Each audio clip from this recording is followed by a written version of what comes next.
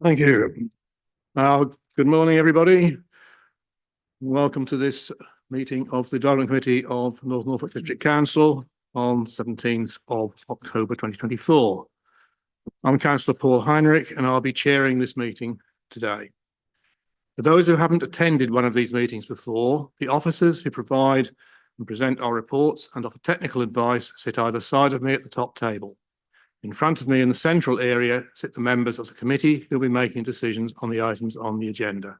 Can officers introduce themselves, please? Good morning. My name is Jeff Lyon. I'm a development manager. Morning, members of the public. My name is Philip Rosen. I'm working as a principal planning officer. Thank you. Lauren Gregory, Democratic Services.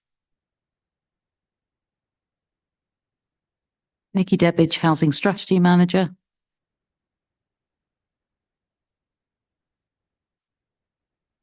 Anna Clark, Community-Led Housing Officer. Fiona Croxton, Solicitor to the Council.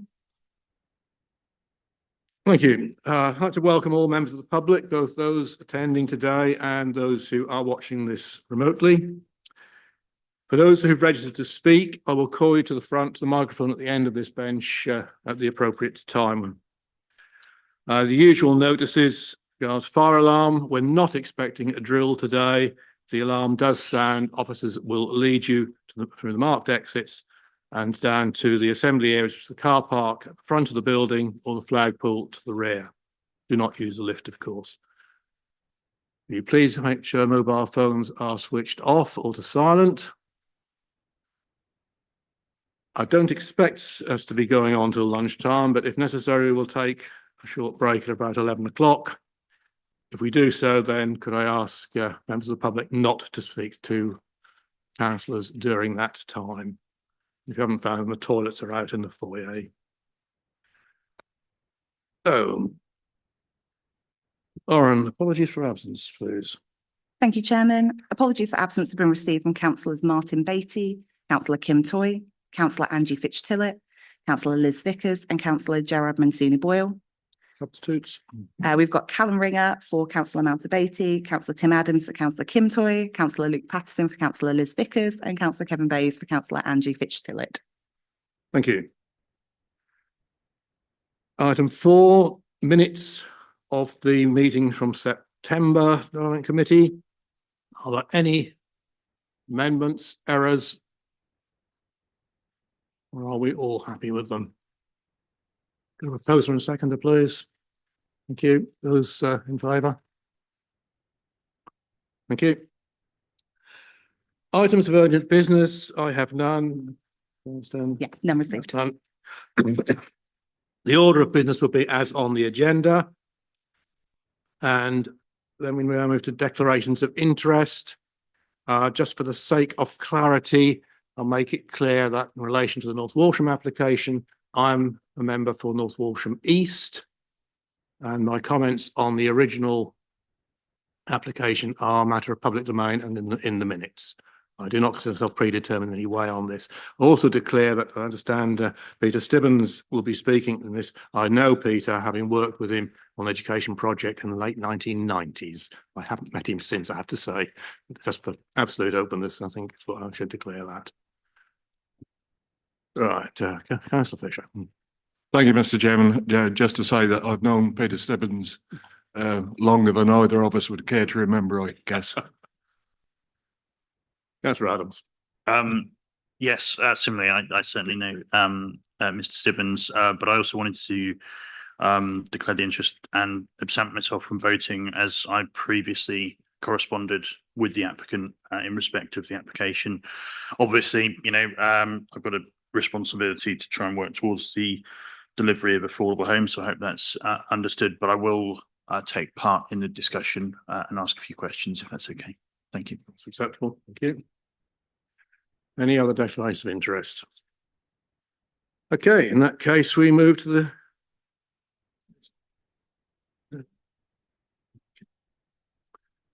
in which case we now move to the main application of the day, North Walsham PO/20/1251, 54 dwellings, now 100% affordable with public open space.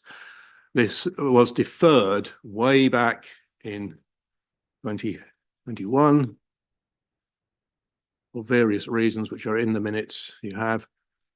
There have been significant changes to both the application and in various other circumstances imposed on us locally and from above, and that will all be explained for us and presents. Thank you very much, Chairman. Members, as the Chairman was highlighting, this application was heard on the 21st of October 2021. Since that time, there have been significant discussions and negotiations undertaken. Significant delay arrived as a result of consideration of nutrient neutrality. Members of this committee will be aware that North Walsham is outside of the discharges to the special area of conservation, and therefore we can actually consider these matters in the normal context of planning policy. But that was one of the reasons why the matter has been so substantively delayed. In terms of the reasons for deferral, members, it's important that I address those and make those plain at this outset. The application was deferred pending an independent study of highway impacts. Again, that's referred to in the body of the officer report, and the reasons for returning it today are given. Similarly, the consideration of drainage impacts, a report was prepared and the response is detailed within the body of the officer report. There was consideration to be given to the permeability of footpath access to the wider network. Again, members, please refer to the officer report. Consideration of climate change. Supporting letter was provided detailing how Flagship Homes are intending to construct their proposals. I'll turn to that. There is actually an independent slide detailing how that works, but again, members, detailed in your report.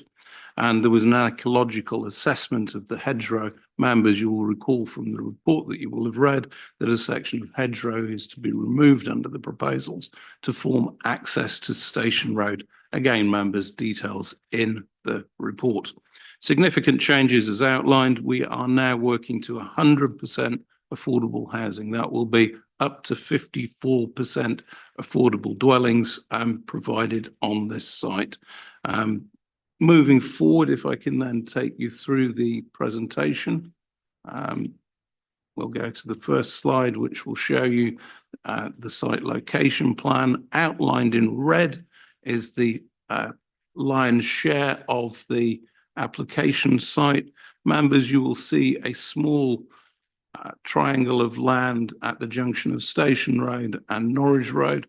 That is also part of our application site today, and that will form an area for junction improvements referred to as off-site highway improvements. As you can see, members, the site is situated to the south of North Walsham Town Centre, to the south of the railway line and the A149. Those members familiar with North Walsham will know this as the former Paston College playing field, and it sits immediately opposite to the Victory Swim and Fitness Centre. The access is to be provided via Station Road. I have detailed slides that will show you precisely where that will be. If I can then move on to the illustrative layout, members. Important to note today, members, that we are looking at detailed consideration of matters of access only under this outline application. So, members, you will see on the illustrative layout where the access is proposed, midpoint of the site, and how the illustrative layout describes a low density proposal with substantive areas of open space retained as part of these proposals. To the north, to the northwest will be access to the Weavers Way, and there will also be opening up of pedestrian links through the site as detailed in the officer's report. So, members, I'll now move on to photographs of the site.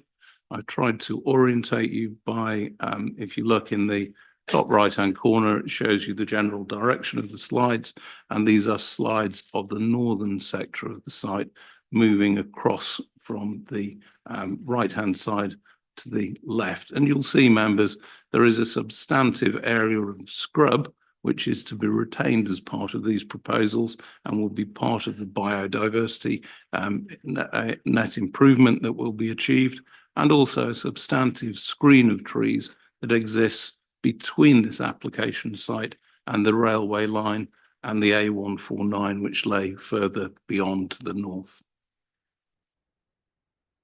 Moving on, we will look at views views westerly across the site. I do beg your pardon. And these views are looking towards the existing residential development on Oak Road, predominantly bungalows. But again, members, you will see there is a substantial mature tree planting along this boundary, and that will be retained through the proposals. Moving further on, we'll look at views to the south, now looking towards Station Road itself. To the right-hand side, the photo shows the existing long-standing pedestrian access to the playing field, which is currently gated. And then you have the section across in the centre that will show you the position of the proposed access. And then on the left-hand side, the southeastern corner of the site. The access proposal will lay approximately in the middle of that central slide. But again, members, I'll come back and show you that in precise detail as we move on. So looking then finally to the eastern views across the site, you'll see, members, there is a scrub planting hedgerow along this boundary. And members, you'll pick up the larger building, which is the Victory Sports Centre. So those photographs by way of orientation, members. Access photographs, and here they are. You'll see the point of access lying between those two mature pine trees on Station Road, and you have the view looking towards Norwich Road on the right-hand side, and the view looking towards the local feeder roads and the mini roundabout at the bottom end of Station Road.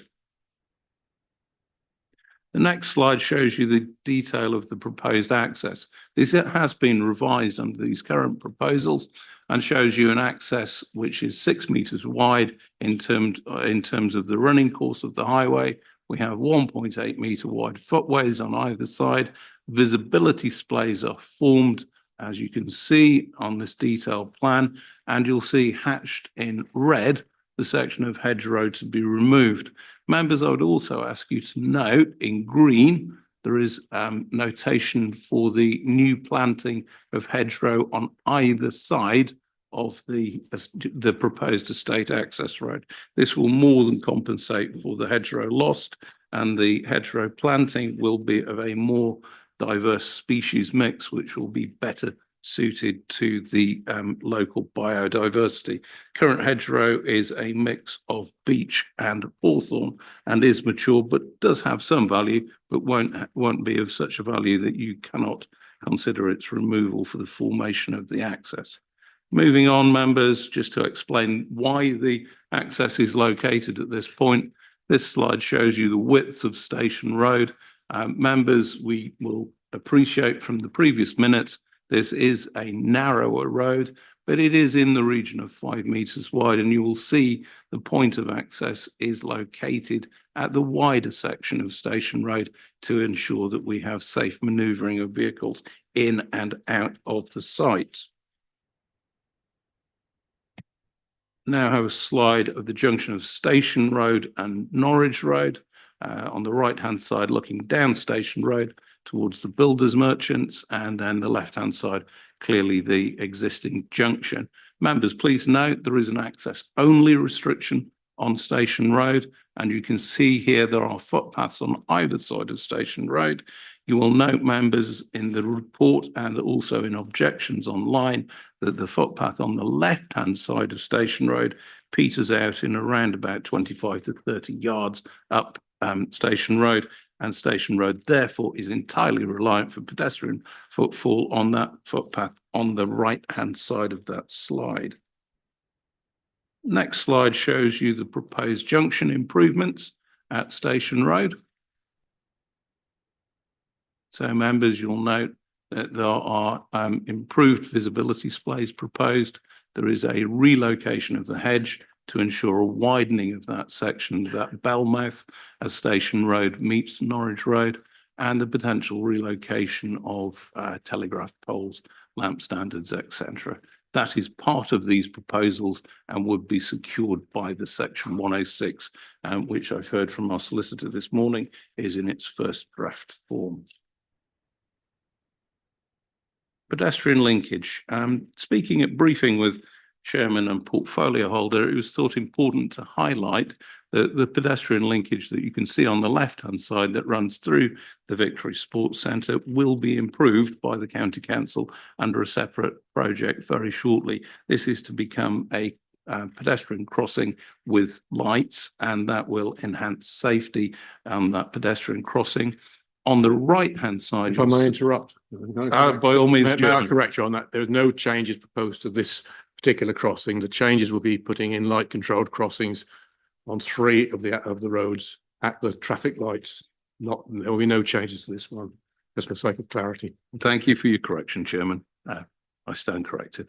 So at that point, please note that this crossing itself, the members will be retained as shown here, and that crossing then links to the railway station as shown on the right-hand slide. You'll pick out the red sign. Unfortunately, the hedgerow is not terribly well trimmed there, members, and the footpath obviously on that right-hand side links towards the town centre, and then we have the junction improvements that the chairman has just mentioned for you at the crossroads. For completeness, I'll show you the junction of Station Road and Millfield Road. You'll remember, members, on the access plan, I referred to the local estate roads that are served from Station Road, and you'll see Station Road here again with the access restriction at that roundabout. So, members, I have a slide of the main issues.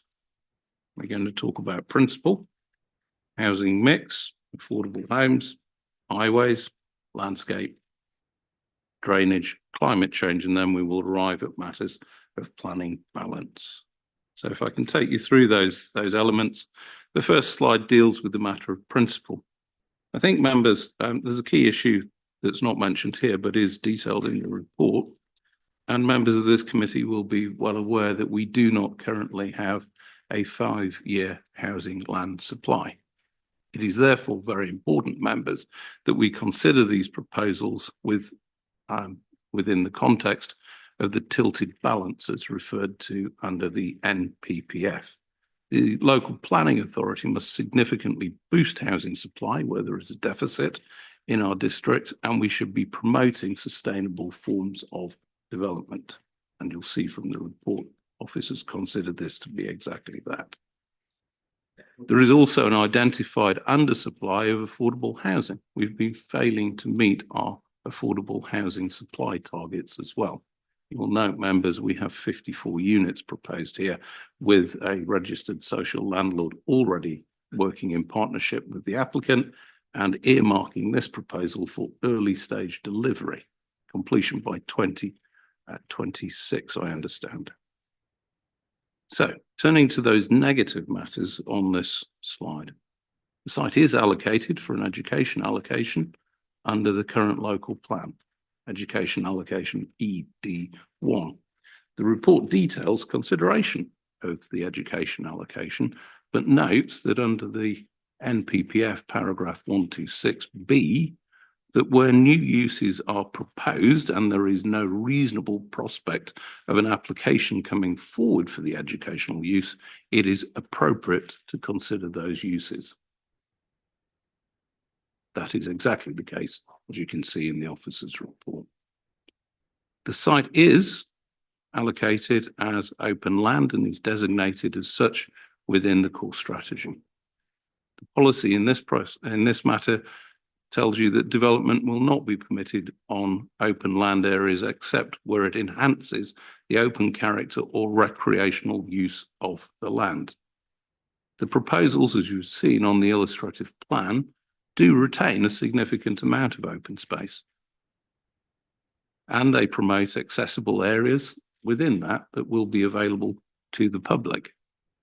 There are enhanced footpath links, for example, to the Weavers' Way. I think I've got a slide which shows you precisely where those open areas of open space are. If we can go down to the slide. Again, members, this is an illustrative slide showing you outdoor gyms, local play space areas, and also that formal planting landscape buffer to the site frontage. However, I cannot tell you, members, today that the proposals will comply with policy CT1. They are not able to do that, but they are set in a wider context where we can see that there are deficits of public open space within the wider body of North Walsham, and that this proposal, although it will take away an area of open space, that area of open space is not currently accessible. It will offer improved access and will enable footpath accessibility to the wider areas. So from that point of view, members, there is a matter of balance where the harm is mitigated, but we do not have full compliance with the open space policy. That open space will be lost as these 54 homes are proposed to be built on it. Members will note also the objection from Sport England. You will have seen in the photographs, members, that there are goalposts on the land. The land has been used for sport use in the past by the college. You will see in the supporting letters, members, that was some considerable time ago. And the supporting letters tell you, members, that that's not likely to be coming back in the future. However, Sport England maintain an objection, and they have done since the application was first received. Sport England's objection is based on policy and is supported by the NPPF paragraph 103. The aim for Sport England is to preserve playing fields until new uses for playing fields come along. I will tell you today that is a remote, if not impossible, prospect. The speakers will have their views on that and tell you their opinions. The mitigation provided is a way forward to consider the loss of playing field areas. In terms of the mitigation proposed, Sport England require £554,382 to be provided as a commuted sum for spending on local projects. You can see from the report that the applicant is unable to provide that level of commitment. And the Sport England calculator is based on their national standards. From that perspective, I cannot tell you, members, that the proposals will meet paragraph 103 of the NPPF and that they will not meet the policies of Sport England. Therefore, we have a standing objection from Sport England, and that those proposals will not be able to meet those requirements and will therefore need to be referred to the National Planning Casework Team if members are prepared to support the officer recommendation. I would ask you to note, members, that we have only one major strategic project for playing field improvements in North Walsham. North Walsham members will be familiar with North Walsham Town Football Club, and that I can tell you that that strategic project is already supported by identified funding, and that the Section 106 funding here will in fact add further enabling works for the football club. In effect, members, there is no threat to the delivery of the only strategic project identified. Simply, we do not have compliance with Sport England's policy requirements. Moving on then, members, to the next slide, we will address the affordable housing issues. And you'll see from this slide, the significant change is 100% affordable housing. That's very important because North Walsham has a waiting list identified for 1,261 applicants who list North Walsham as a preferred location to be rehoused in.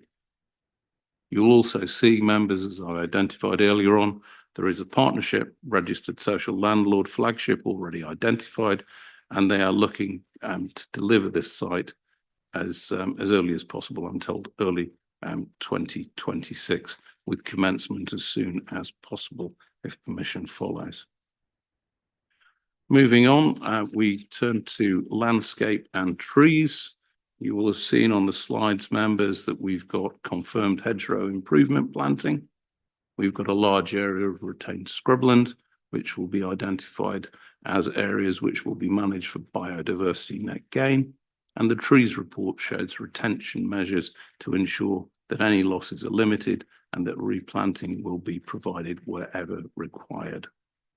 The next slide, members, will turn you towards, sorry, I'm going to talk about access. I do apologise, members.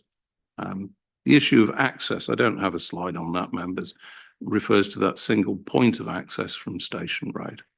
It's important to underline for you, members, that we have no objections raised by the County Council Highways.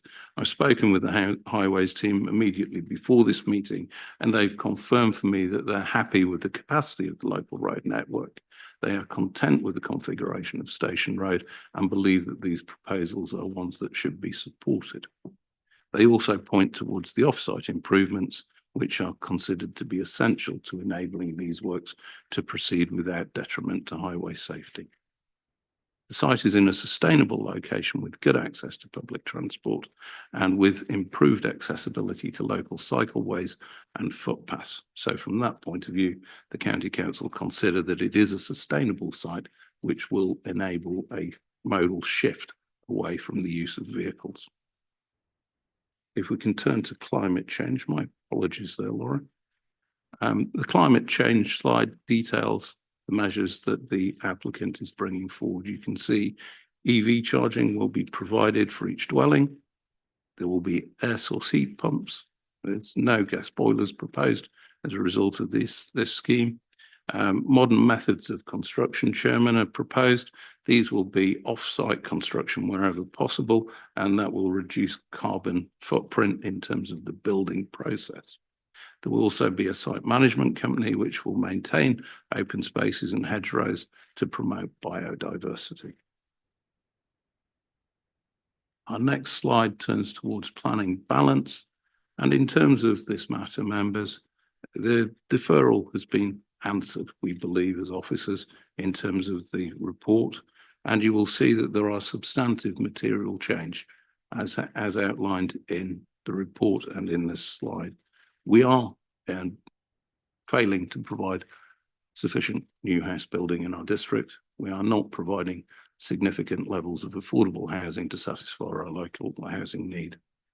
There are significant issues that do relate to the loss of green space.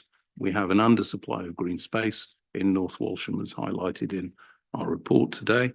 And we also have a standing objection from Sport England about the loss of the playing field. There is a substantial amount of mitigation proposed. You can see on the slide and in the report. Officers consider that the delivery of 54 affordable homes will boost local housing supply and enable vitally important affordable homes to be delivered for local people who have expressed a housing need. The decision today, members, will be yours to define where that planning balance lies. Members will exercise your judgment and will take the policies of the development plan as a whole. For the reasons given in this report, officers find a positive weighting in terms of that planning balance, whereby the factors we have noted in the report and your presentation are found to more than outweigh the identified negative factors that are identified with the loss of green space and playing fields. As such, members, we will then ask you to support the recommendation as laid out on pages 46 and 47 of your report and detailed in the slide. Thank you, Chairman. Thank you for a very thorough report. We now move to public speakers. The first is from the Town Council, Bob Wright. Town Council Mayor. I think you know how to switch that on by now, don't you? You have 3 minutes. Good morning. The Town Council's primary concern here is how traffic will leave the site, both during the construction phase and later for residents. The exit from Station Road onto Norwich Road is currently substandard in width and barely compliant on visibility. The concerns of this junction are long-standing, I think. When the Victory Pool was built in 2003, these were the reasons for the access-only restriction at this end of the road and for the no left turn restriction for vehicles leaving the site.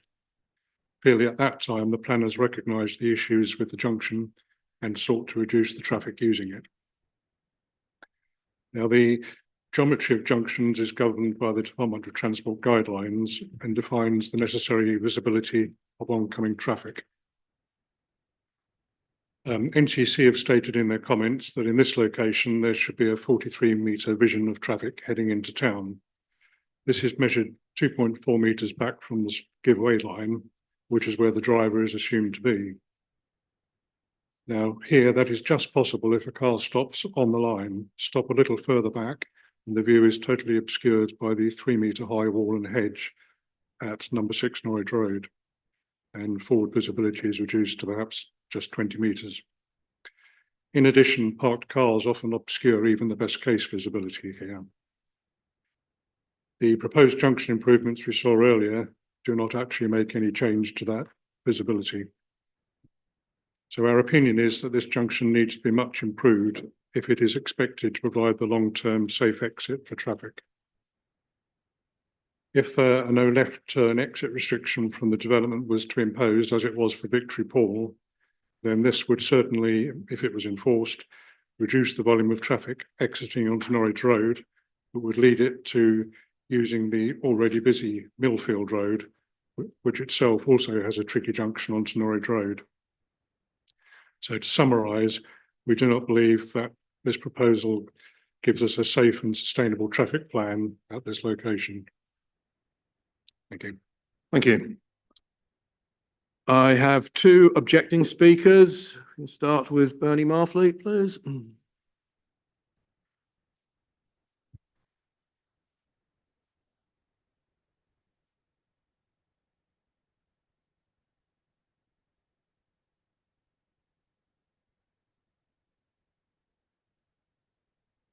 Thank you.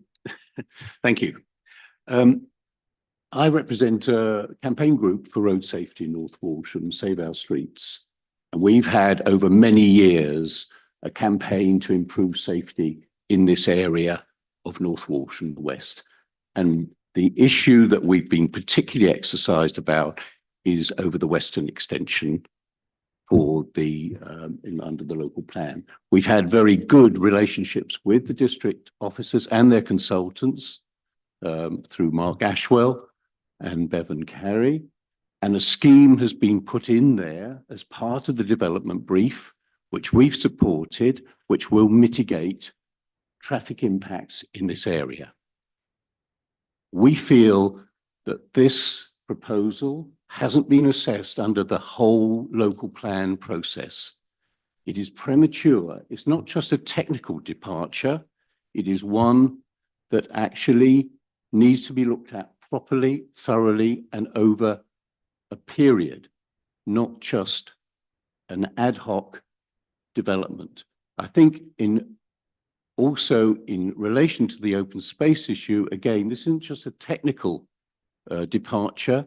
We do need, there's a big shortfall of open space provision in the town. You see that in the report, that's very fairly put, but this is another reason why we feel that this needs to be looked at in the whole context of the local plan and the current review that's being undertaken. So we think it's premature, it's a departure, and it should be refused at this time. Thank you, Chairman.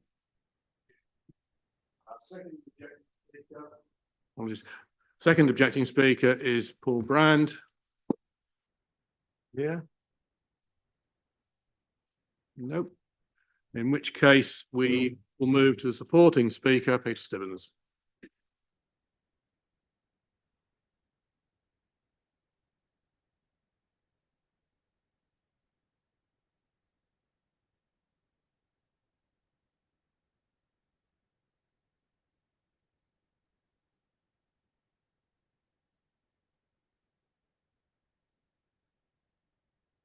Mr. Chairman, can I just clarify that? Does that take me back to 3 minutes because we've only had one objector, or have I still? Do I have 6? Just 6 minutes, says, yeah, no, thank you very much. Excuse me, sitting, but that's more comfortable these days. I'm speaking as the foundation, the chairman of the Paston Foundation, who are behind this application. It's not a sudden application. We have been working on this for 5+ years. And as you know, it came to you 3 years ago. Anyway, I'll tell you a little bit about the foundation. The Paston Foundation is a charity, and the trustees are required to use the assets left by Sir William Paston in 1606 to improve the education of young people in the area. Just for clarification, the area we're looking at today, the Station Road site, is not part of the 1606 bequest. I'll come back to that area in the middle of the town later. These fields were obtained by the Paston School in the period 1880 to 1920, when it was needed to service the needs of the students of the school at that time. Some of which, at least 2 or 3 of us here, are very familiar with from past times. The Paston School, and more recently Paston College, was run by a corporation with representation from the trustees until 2017, when the management passed to City College, Norwich. The 6 foundation trustees responsible to the Charity Commission are made up of the Bishop of Norwich's representative, the Lord Lieutenant's representative, 2 proposed by the Society of Old Pastonians, and 2 co-opted members. The Station Road site was used as an outdoor swimming pool and playing field by the school until the 1980s. Thereafter, the pool and changing rooms were condemned and demolished. The playing field was then only occasionally used until 2017, when it became redundant. I last recall umpiring a hockey match on it sometime in the 1990s, I think. The foundation has already gifted half of the total playing field site to NNDC via a long lease, which enabled the building of the Victory swimming pool and fitness centre. We're aware of the current need for housing in the area and have agreed a sale of the remainder of the site to Flagship Homes for social housing, which we consider to be of substantial social gain. Flagship Homes, as you heard, will deliver a 100% all affordable scheme with an even mixture of shared ownership and affordable rent homes, 54 in total. The development will open the site to all.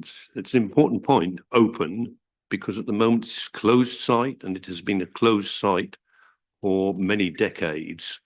We have to keep it fenced off and keep public out from it. It will become an open site to all, providing a minimum of 1.8 hectares of open space with a local equipped area of play, an outdoor gym and amenity green space, along with improved pedestrian access routes through the development, linking Station Road with the Weavers Way Trail and linking the new homes to the Victory Pool. I was very interested in the point about the railway bridge junction, because actually it's incredibly difficult to get round to the town that way. And with the opening of the site in the other direction, it will make life a great deal easier for pedestrians. At the moment, you have to do a double crossing of the busy Norwich Road to get round to the other children's play area, the other side of the railway track. Flagship will also provide, through its S106 contribution, off-site funding to enhance and develop the Weavers Way, circular walks, and county wildlife sites, local allotments, and a contribution towards a new 3G football pitch at North Walsham Football Club. I mentioned 3G football pitches because that's half the trouble with my knee and my walking these days, falling over on one of the early pitches in the area, but that's just an aside. The trustees will use the funds secured by the development to make grants to local schools in the region of £75,000 per annum.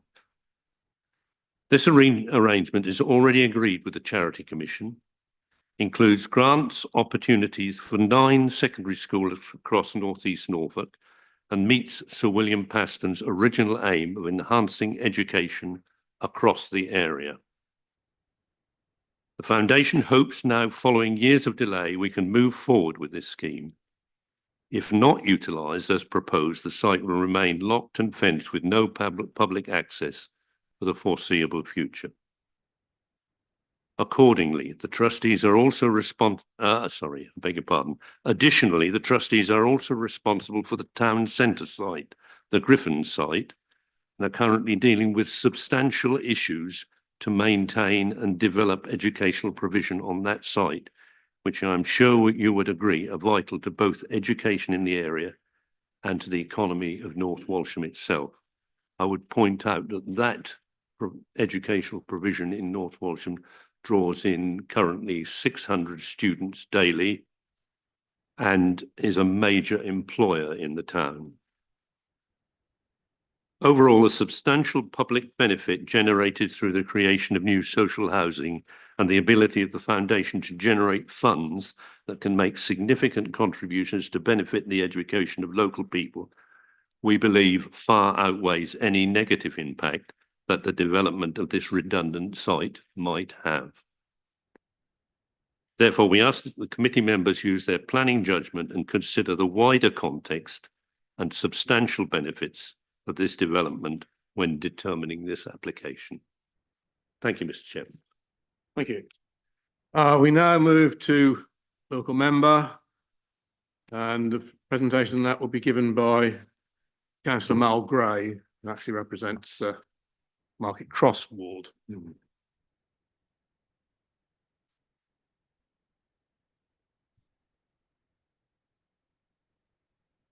Thank you. North Walsham is in dire need of affordable housing. We currently face significant challenges with many local families unable to find homes. This development of 54 affordable homes is a crucial step in addressing the housing shortfall. This project offers a significant contribution to easing demand and giving local people an opportunity for secure affordable homes.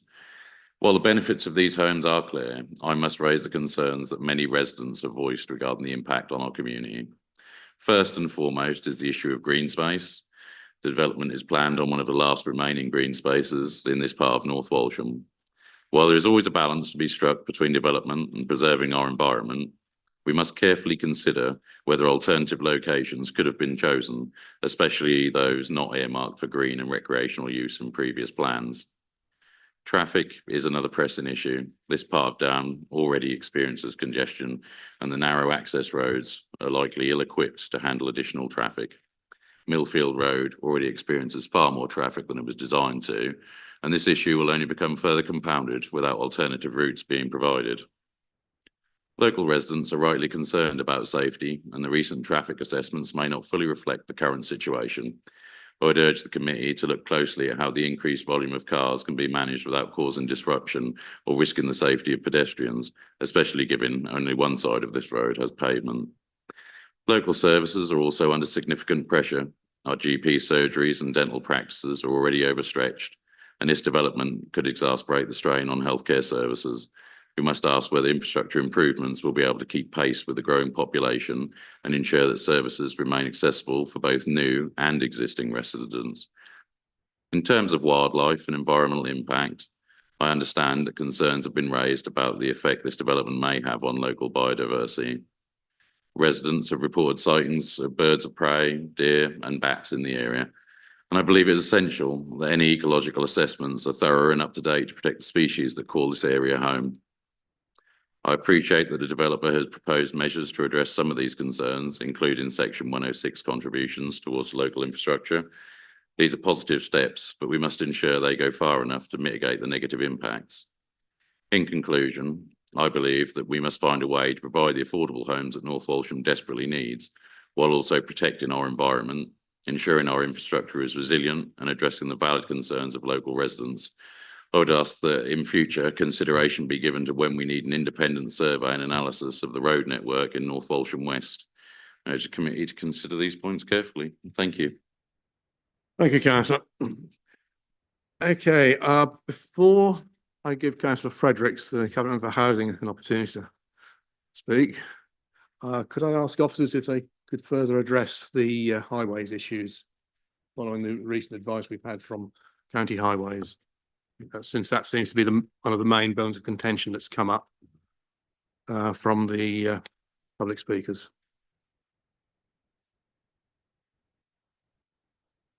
Sorry, Chairman, just making my way through a swathe of emails.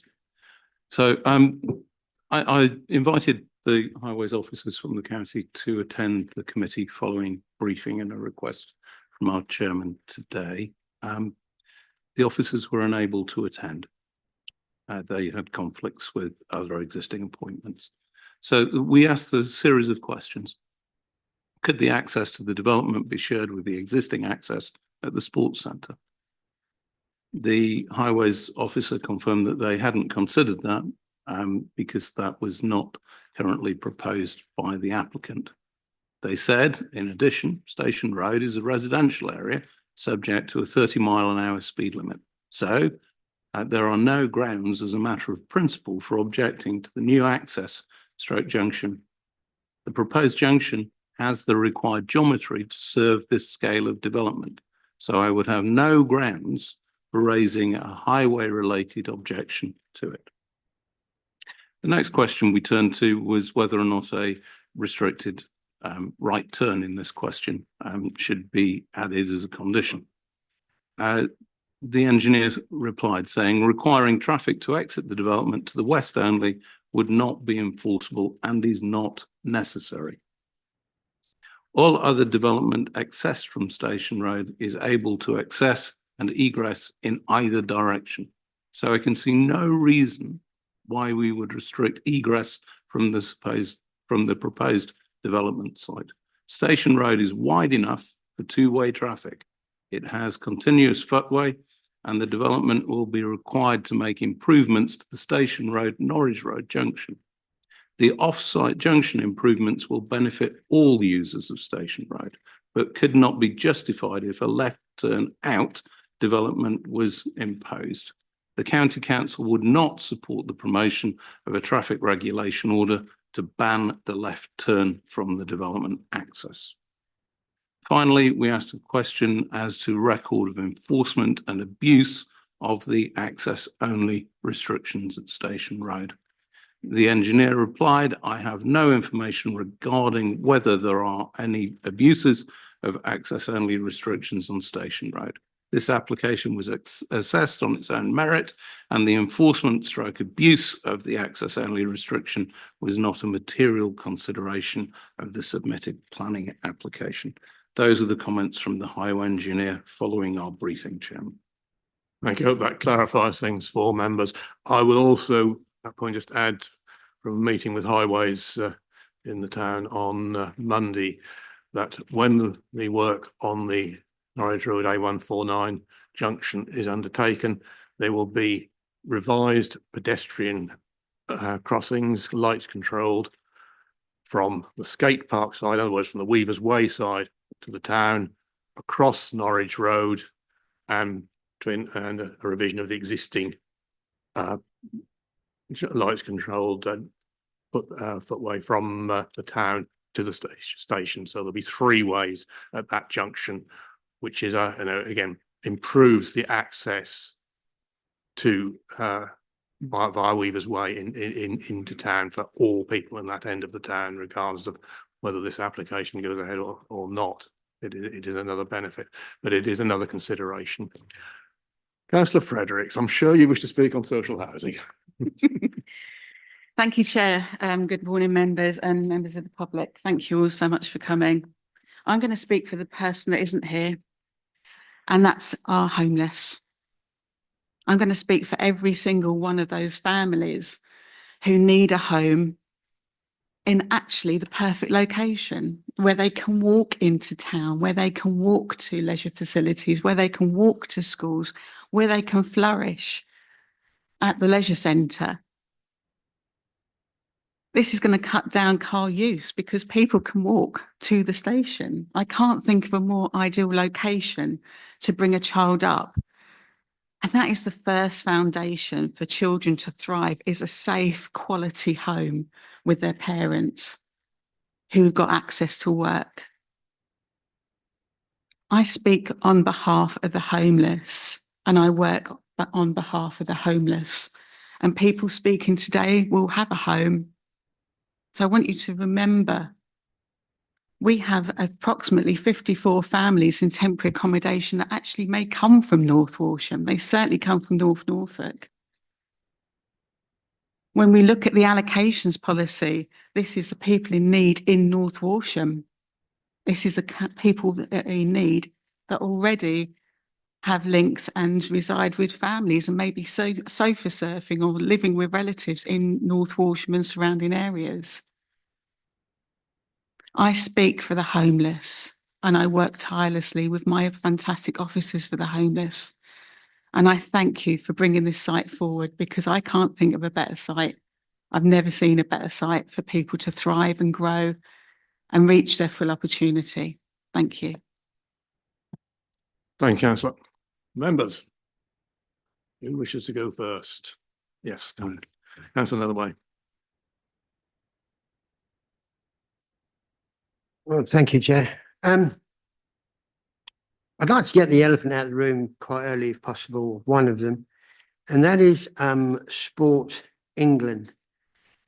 If this application is accepted, my understanding is that then the decision would need to be referred to the Secretary of State via the National Planning Casework Unit. Can I ask if anybody knows what the potential ramifications are of that referral? Okay, you're absolutely right.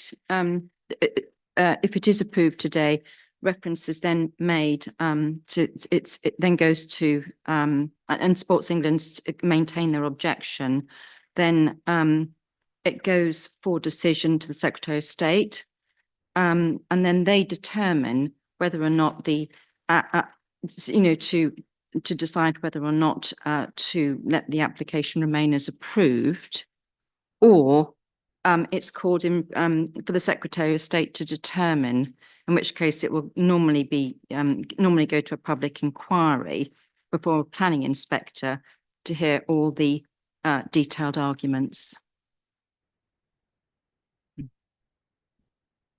Okay. Yes, councillor Hank. Thank you, Chairman. Correct me if I'm wrong, but in the 12 months that I've been involved, this is the first application for 100% affordable homes. I believe that to be the case. Yeah, West Beckham was. Yeah, okay. So on balance, I mean, the provision of affordable homes is a desperate need, as been as outlined by other members today. We're never going to find a perfect solution, but on balance, this, I think, is a pragmatic solution to a very considerable problem. So I personally would support this application for affordable homes. It seems to me that the due consideration has been given to access and the retention of some green space. So I would support this application in respect of the provision of urgently required affordable homes. Are you proposing acceptance of the recommendation? I'll note you as proposer. I will not seek a seconder yet. I'm going to call an open debate. Councillor Holliday. Thank you, Chair. I've got a couple of questions, if that's all right. It says up to 54 dwellings. I'd like to know the certainty that it is going to be 54 dwellings before we sacrifice this piece of open land, which I must say, affordable houses are needed, but I'd like to know that's a certain number. Is the funding definitive? Because I know that funding is somewhat of an issue now centrally.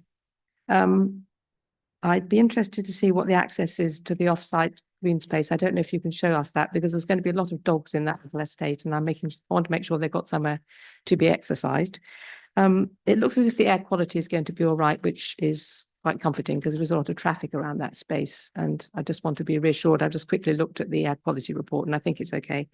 I don't see anything for health contributions. You're going to have, 200 people living there, and I don't think that quite meets the threshold of our health assessments, but that's quite a lot of patients to be seen at the rather stretched GP surgeries already.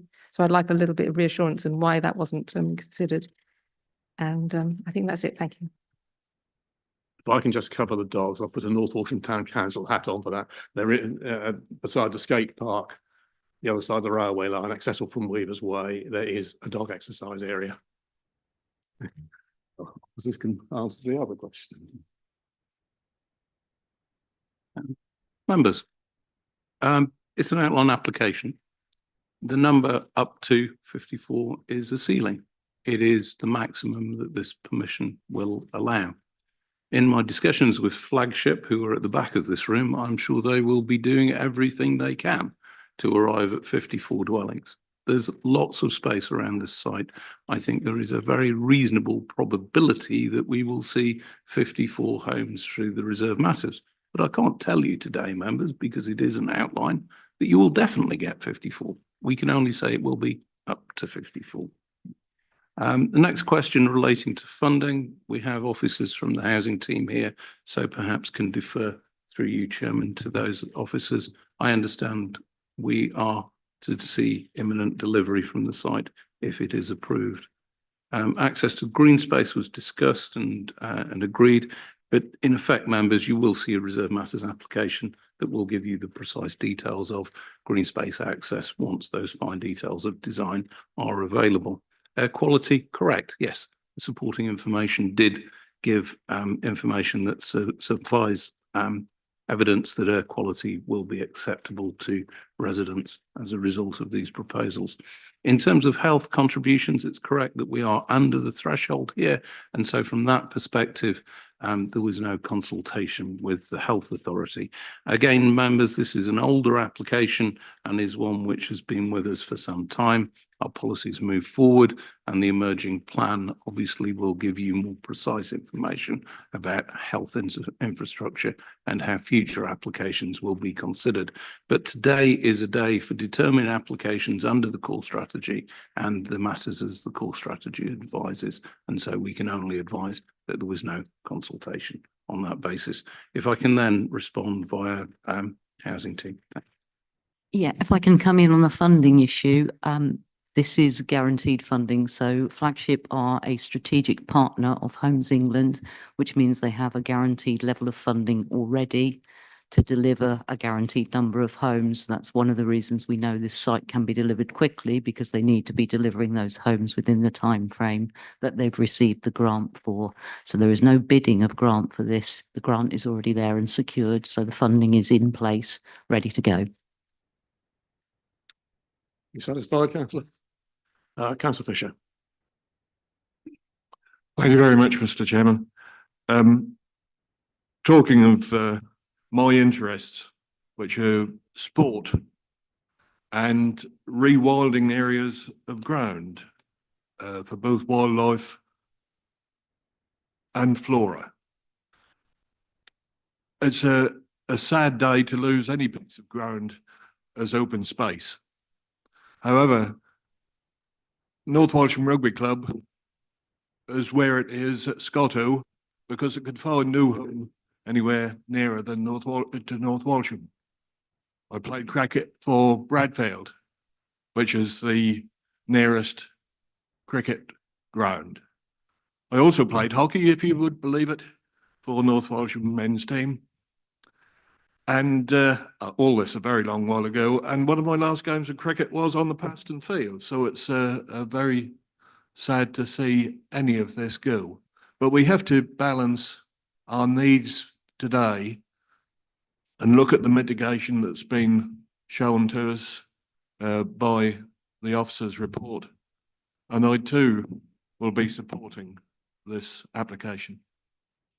I record you as seconding the proposal to approve. I would be very happy to do so, Mr. Chair. Thank you. Do we know what this alarm is?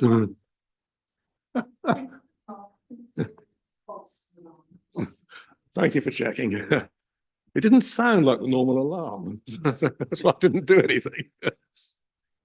Okay, Councillor Varley. Thank you, Mr. Chairman. Firstly, I'd just like to give my thanks to the planning officer for his thorough report this morning. I just have one question of information, and then if I may come back and talk about the whole part of the application, if that's okay. In regards of biodiversity, I note in the report that this was validated some time ago before the change in legislation of the 10%. We are now discussing and determining this application now. So if we were minded to approve this application this morning, could we condition the 10%? Just want to get absolution on that point. Thank you.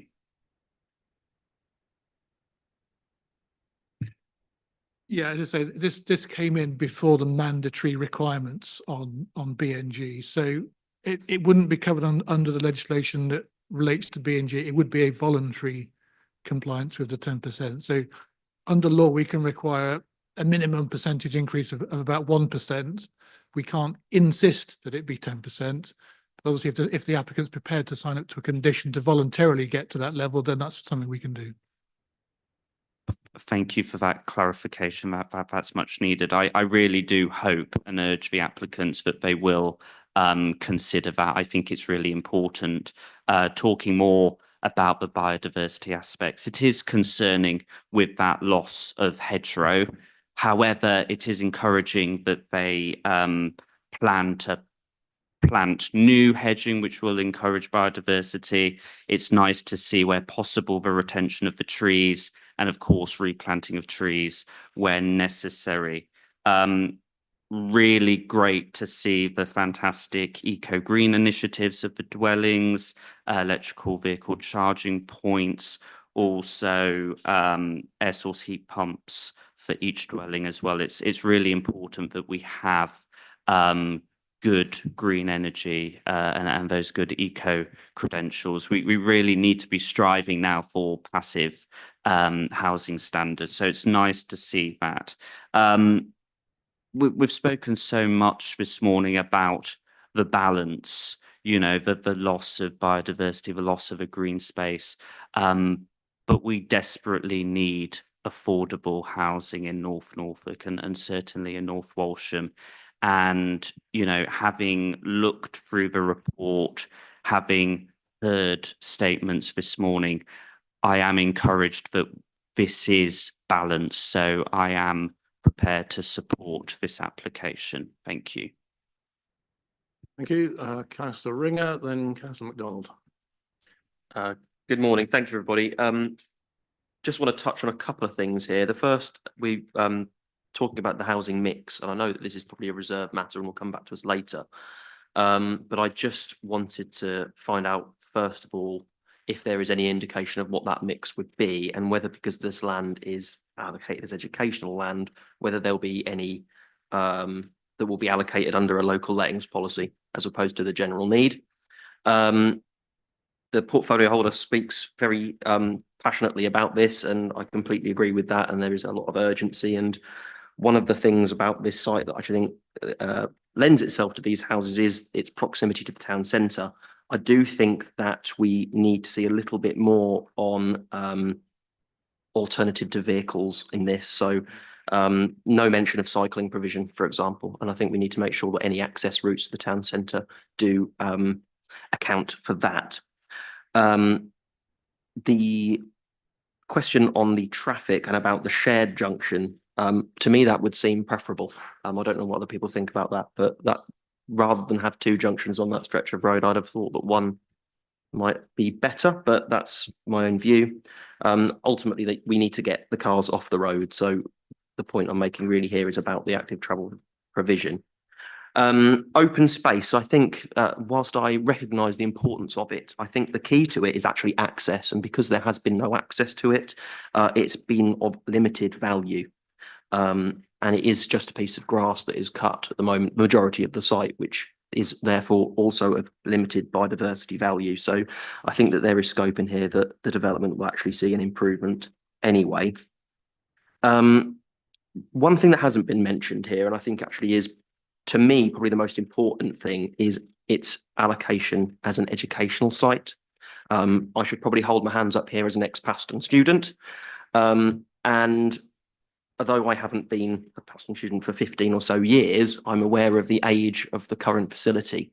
And I know there was a plan to relocate the site to this piece of land 10 or 12 years ago, which didn't come to fruition because of a lack of government funding. We have a different government now. I don't know whether those prospects have changed. I don't think the point that was made is that there has to be, a reasonable prospect that that land could be used for educational purposes. I don't think it's unreasonable to assume that with other developments in the area that the population will increase, the demand in the Paston catchment will increase, and the educational provision on the site that we have at the moment for the existing Paston College site, is that fit for the future? And I'm not necessarily convinced that it is. And if we find ourselves 10 or 12 years down the line and Paston College needs to expand, it needs to relocate, there is no better place for it to relocate to than that site. So that is why I'm slightly torn on this, because I do believe that in an ideal world, that would make a fantastic place to relocate Paston College to. And we have to stand up, I think, for our young people. And I know that affordable housing is doing that as well, but so is educational provision. So I'm slightly torn on that. I am leaning towards supporting the proposal, but I do want to place on record my reservation about the education allocation on this, because I do think that that is very important. Thank you. As an old Pastonian in the grammar school days, I was playing because it was far too familiar to me. But, in terms of the land, I understand there have been some discussions in the past on redevelopment on the Lawns site to improve the facilities. Now, how far they have got, I have no idea now. It's like the new college on this site. It's up in the air, but there's nothing there we can influence, and it's not relevant directly to the application before us today. You may think otherwise, but officers. Chairman, specifically on school relocation, in the body of the report, you'll see it details there was a planning permission on this site some considerable time ago. That planning permission was for the relocation of Paston School. You'll see the report talks about that planning permission expiring. It talks about discussions with the applicant and also consultation with the County Council Education Authority through the infrastructure team. I do not have a crystal ball, so I cannot tell you definitively. I can only say that those discussions and your report says there is very limited probability of this site coming forward. You've heard from the speaker today who represents Paston College, and they tell you that there is pretty much no potential for this site coming forward. So I would say it is reasonable under the policy framework that we have satisfied that policy requirement for consideration of reserving this site for education use. At your discretion, I can answer the other questions, Chairman, but I think the main issue was that issue of the site being reserved. I wish I had a crystal ball as well. I think that the main point is that I don't want to be sitting here, if I'm still a councillor in many years to come, with wishing that we'd done something different on that. So I just want to place, I think, on record that I have some reservations about that, and hopefully it doesn't come to pass that I sit here again in one day regretting my choice. So as always, we have to deal with the application in front of us. So I have Councillor MacDonald and Councillor Adams and Councillor Patterson. Thank you, Mr. Chairman. Thank you to the officer for a very clear presentation. I, like the last two colleagues, have the same concerns. I was hoping, as a responsible local provider of social housing, that Flagship would consider the 10% biodiversity. I had that written before my colleagues brought it up. Also, my other concerns were the CT1 and ED1 for loss of designated educational space and the Sport England. But I would really like to support this because of the affordable housing. Those were my concerns. Thank you. Thank you. Councillor Adams. Thank you. Yes, thank you to everyone that's contributed to the discussion, also an old Pastonian, so there are quite a few of us in here.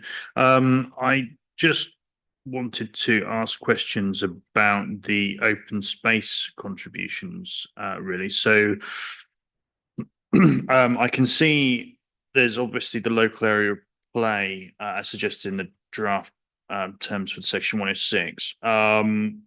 Is that would that be for flagship to maintain or ourselves? And can I ask whether that's been weighed up against an alternative contribution to the Trackside Park? Recognised it's a bit further away and this is a development of moderate size, with 54 homes. So obviously a playground would be valuable, but just wanted to see if that had been weighed up.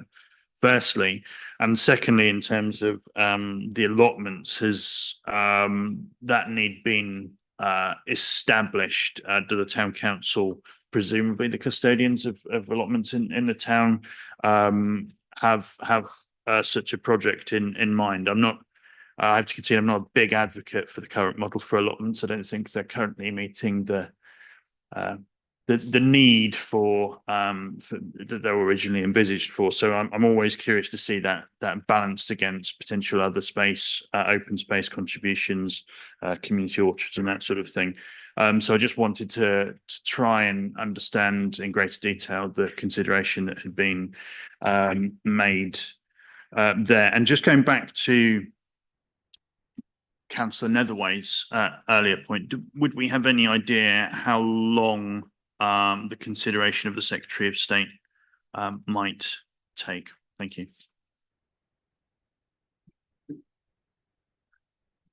Through you, Chairman. The open space provisions are driven by our policy calculator. And our expectation is, and through negotiation, that we should be able to deliver what is shown there. That's certainly the way in which the 106 will be negotiated. The size and scale of the site, this is a local area of full provision, and I think policy guidance would be we would normally want to see local area of provision on a development of this scale for up to 54 dwellings. So that would all add up, rather than taking a commuted sum and spending that commuted sum on an adjacent area of open space. It should wash its face, for want of a better phrase. In terms of allotments, again, it's part of that wider calculator. You'll see in the body of the report I've detailed how our open spaces deficit has been studied and has been surveyed, and the commitment to allotments will help with that particular area of open space. So what we're doing is seeding areas of individual open space, as you can see on the slide, Chairman, and those answer the requirements under policy. That's what we will negotiate for. We will expect those to be delivered. In terms of identifying projects, the lifetime of the legal agreement will be somewhere between 5 to 10 years for those commuted sums, and my expectation is that we will be able to discharge those commuted sums well within those periods of time. In terms of how long the consultation process is with the National Casework Team, I can tell you what the National Casework Team's website says. The local planning authority will refer as soon as reasonably practicable. The local authority cannot guarantee planning permission until the expiry of 21 days from the date of the Secretary of State acknowledging receipt of the information given to them from the local planning authority. If before the expiry of 21 days, the SOS confirms that direction under section 77 as it was will not be issued, then the local planning authority can issue the decision. So we wait for 21 days. Normally, my experience is, and normally is, these are referred very infrequently. So my experience is normally the Secretary of State, National Planning Casework Team are pretty quick in terms of their turnaround. Thank you. That's really useful. It's answered most of my questions, but just to clarify, has it been established at outline stage who the custodians of the open space on site would be? Would that be ourselves or Flagship? That would be resolved through the provision of the 106. In the first instance, the expectation would be it will be flagship or a management company or indeed the town council. In the last resort, there would be consideration of the local planning authority, the local council picking up management of open spaces. But the expectation from discussion planning statements is that there would be either management through flagship or a bespoke management company, given the size of scale of land. Happy, councillor? Yep, very happy. I mean, I would personally be supporting myself, but I've had prior correspondence on the matter. So thank you. Councillor Patterson. Thank you, Chairman. Thank you for a comprehensive report. I feel the officer's report is balanced correctly. Just had one question. Will the right only turning at Victory be removed when you exit? Through you, Chairman, this application doesn't influence the Victory access at all. The provisions that are in play for Victory will remain and are independent from these proposals. They're largely ignored anyway, councillor. Thank you, Chairman. Councillor Brown, I was wondering when you were going to come in. Thank you, Mr. Chairman, and thank you for everyone's contributions this morning. I just want to put a bit of the wider context to this application as it's come forward to us today. With the change in government, there is tremendous pressure on this planning authority and in this district to deliver housing in greater numbers. Our delivery test is likely to double and has delayed our emerging local development plan as we analyse the proposals from government and the effect it will have on delivering new dwellings in our district. The government have announced and wasted no time as soon as they took office in informing us that they wanted to deliver 1.5 million homes nationally during the lifetime of this parliament and 370,000, previously 300,000 new dwellings per annum. We thought when we submitted our local plan that the only pressure we had to contend with on our housing land supply was nutrient neutrality, which we hoped would be temporary. We're 2 years into the effect of that, and we're still trying to work for a solution to it. But that now has been overtaken very much by the new government ethos to deliver more dwellings. Looking at this application, I know we have to concentrate on the issues of access. That's what the application really is, but I think we do have to defer to other aspects of it. I do lament the loss of open green space in such a central part of North Walsham. I do lament, particularly as the Paston College are involved, a lack of ambition to deliver further education premises and facilities in North Norfolk, which we don't have. And this seems to send a sort of a signal that there isn't a great deal of prospect in having that moving forward. I also would just raise a point about in the list of climate change provision and measures to make this development more attractive and compliant. We saw EV charging points, we saw air source heat pumps.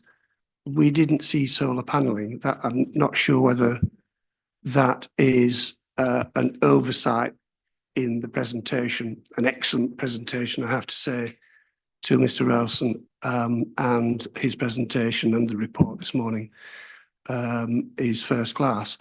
I would also, just looking at the slide on the access to the development, I did happen to notice that Station Road varies in width between 5.1 and 5.3 metres. The new spine access road into the development is actually 6 metres in width. So you have a wider access road than the established road into which traffic will emerge and access from, which is not perhaps what you would expect. I have to take the Highway Authority very much at their word when they say we couldn't propose or recommend a no right term policy or whatever that issue is, because it's not necessary. Now, I don't know whether any statistical evidence has been produced to support that conclusion by the Highway Authority. I do worry that the other reason for not requiring it is that it's unenforceable. Now that seems to me to be regrettable, I think is the word. The other issue I've got is, and I may have missed something in the report, just to be brief, is the Sport England recommendation was for a sum of 555,000 or just shy. We have here a proposal of £55,000. Now, I get that that the national requirement of Sport England may or may not take into account that this is an affordable housing development, and therefore there is less to go at in terms of what the development will generate for 106 contributions than a market rate site, for example. But that is a significant discrepancy. 55 plays 555. Now, I may have missed something, I probably have, but I would just like an officer to just explain how the Sport England proposal is so vastly different to what this application will deliver. I think that I've aired all my concerns, Mr. Chairman. Thank you very much. Chairman, I will try to clear the fog surrounding Sport England and playing field contributions as best I can. It's the time of year for fog, Mr. Rosen. Bear with me. The position is that Sport England work to a calculator.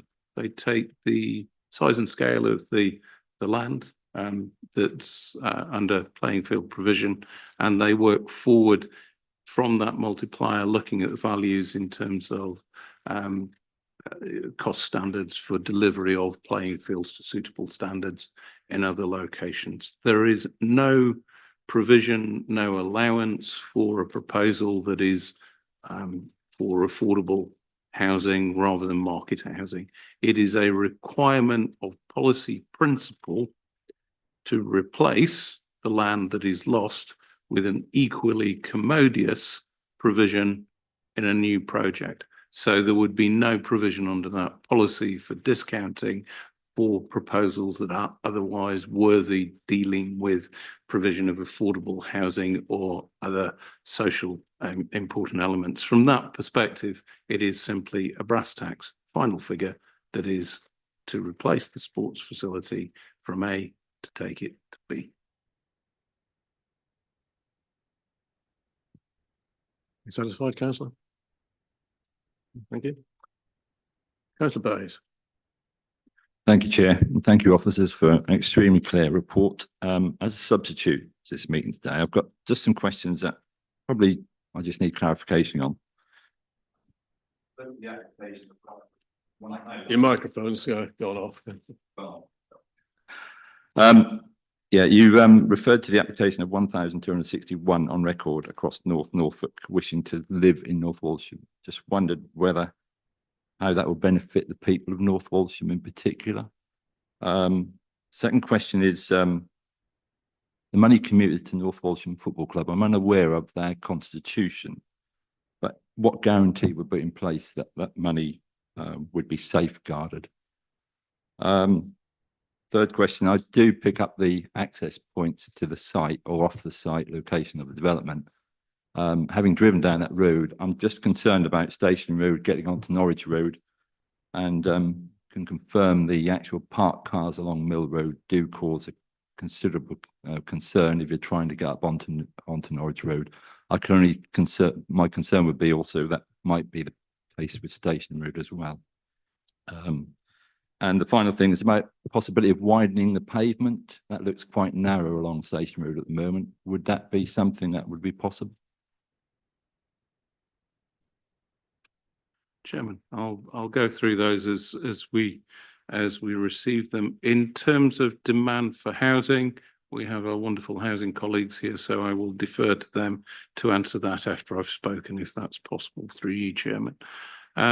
In terms of commuted sums being ring fenced for North Walsham Town Football Club, it is what it says. They will be under a planning obligation and they will be ring fenced to that amount and triggered at that point. So they will be controlled and bespoke.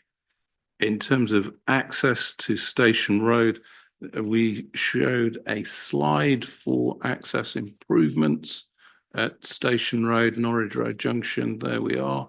And that is secured in terms of off-site highway improvements. If there are concerns about parked cars, that is a matter for enforcement through the police and the Highways Authority and consideration under a traffic regulation order, common parlance, yellow lines, Chairman. And that would be how that would have to be managed, but it would be through a different process. And you can see from a fairly clear statement from the highways engineer, they believe that the proposals are appropriate and do not adversely affect the local road network. Similarly, Chairman, coming to pavement widening, I think it would be something which discretionary would be really helpful. It does narrow. However, that has been considered by the highways engineer. They do not, they look beyond vehicular traffic. They look at potential pedestrian conflicts, and they have suggested that the pavement, as you heard in the email that I read out, was acceptable. So those are the views, and we are led by the County Council. Thank you, Chairman. Okay, I'll pick up on the housing needs issue, and I think it will also pick up on a question that Councillor Ringer asked earlier around local lets. So this site is within the development boundary of North Walsham. That means it will be used as a general needs site, which means that homes on there will go to the households in the highest need on our housing list. We have around 2,400, just under 2,400 households on our list at the moment. As you can see, over half of those are households who would be interested in living in North Walsham, which is not surprising. It's probably the most central and most well connected of our towns. So it is an ideal location for access to schools, other transport networks and employment, etc. That said, so it will go to households in the highest need. A lot of those households are already, as Councillor Frederick said, likely to be living in North Walsham. Most of our homes are let through something called choice-based lettings, which means that applicants have the opportunity to place a bid or an expression of interest in a home. They are more likely to do so in areas where they already know and wish to be. So I would expect that a lot of households on our list in high need have connections to North Walsham and will be putting bids in on those homes. Some of those homes will be shared ownership. One of the things we can talk to Flagship about is whether we do some local marketing, which we've done on other sites to try and make local households aware of those, because it's a real opportunity to get onto the housing ladder for low-income households. So we can look at those sort of measures. Thank you. Councillor Adams, you had your hand up again. Yeah, thank you. I just wondered, further to the last point on pavements, whether we can go back to those site access photos.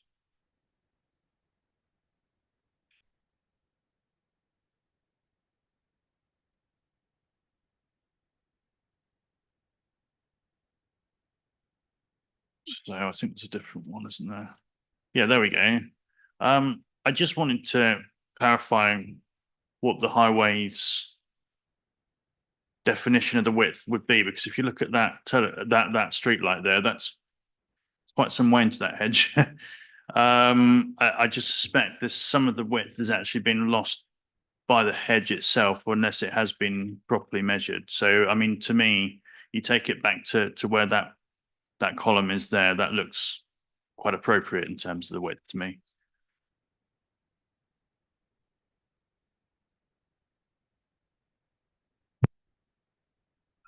Chairman, I think the Highways Authority throughout this process have noted that Station Road is below standard. And there was a question earlier on about why is the estate road 6 metres wide and why is Station Road at best 5.1 to 5.3. Station Road is what it is, Chairman. We can't change that. The consideration is, from the highways engineer's point of view, whether or not it is suitable for the servicing of this development without compromising traffic that is already on the network and the safety of other users, i.e. pedestrians in this issue or cyclists. From the highway engineer's point of view, they consider that it is appropriate and that the access as it's designed, as you can see on this slide, is suitable and it will service the development and users appropriately. The hedgerow on the photograph, yes, it could be cut back further, but it is a footpath which is accessible and usable. In terms of cutting the hedge back further, that would be a matter for the management of the Highway Authority, and it's subject to their provision and their maintenance and management. So I would have to defer to them as to how regularly they're cutting that hedge and whether or not it is otherwise suitable. I cannot enforce that through a planning conditional control. Thank you. Councillor Ringers, you want to? I just wanted to come back briefly on the housing point. Thanks very much for your clarification on the mix.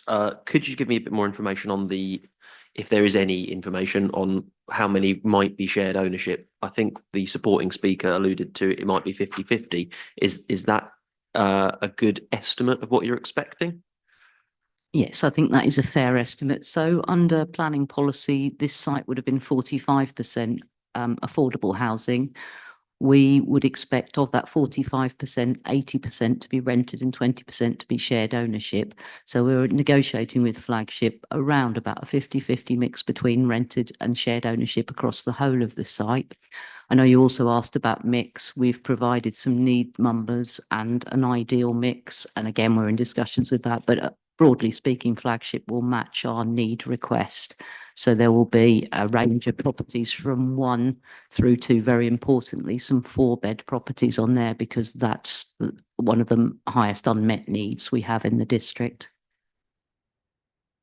Thank you. Yep, cheers. Thank you. If nobody else wishes to speak. On page 47, it does say library provision, library provision should be £100 per dwelling, page 47. Chair, sorry, can I just raise one point? Has at any time the possibility of providing passing places within the boundary of the applicant site on Station Road to mitigate its narrowness and the pressure that large vehicles, if they stray down there, they're probably not supposed to go down there. They've been in breach of restrictions if they did, but I don't know whether that has been investigated. I know it may result in some biodiversity loss as currently stands, but I'm sure hedging can be put round a passing place. Or is the Highway Authority not of a mind to deem it necessary? Well, as we all know, the Highway Authority is a law unto itself. Yes, We get we this know in that. many applications. We have bitter experience of that on this committee. Do you wish to comment, Alison? I think all I can do is refer members back to the email that I read out, which was pretty clear in its position, and also the commentary from the Highways Authority. The bottom line is the Highways Authority consider the road is acceptable, although they note it falls below their standards for the reasons given in their consultation responses, and as I've read out to you today, members. Thank you. All right, thank you, members. I think at this point we can go to a vote. The recommendation, could you put the recommendation up, please? Everybody's clear on it.